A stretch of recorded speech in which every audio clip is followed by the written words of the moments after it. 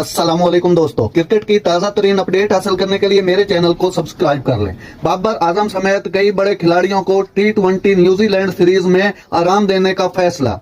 पाकिस्तान के head coach Azhar Mahmood ने New Zealand के खिलाफ चंद मैचों में कप्तान बाबर आजम को आराम देने का इम्कान का जिक्र किया।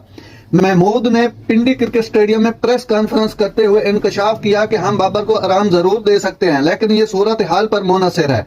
किसी को भी आराम दिया जा सकता है। ताहम हालात के मुताबिक देखेंगे कि हम क्या गेम प्लान बना सकते हैं। हेड कोच ने वजाहत की, वर्ल्ड कप से पहले इस वक्त में हम एक ढांचा, एक गेम प्लान बनाने और खिलाड़ियों को उनके किरदार में वाज़ेह करने की कोशिश कर रहे हैं, जो हमेशा बेहतरी में मदद करता है। महमूद ने मजीद कहा, हमारे पास स्क्वाड में बहुत से नौजवान टैलेंट हैं और हमें अपनी बेंच की ताकत को पहचानने के लिए इन्हें देखना होगा। हम इससे इस्तेफादा करने की कोशिश करेंगे। मकसद 6 जून को अपना पहला T20 वर्ल्ड कप खेलते वक्त बेहतरीन 11 मैदान में उतारी जाए।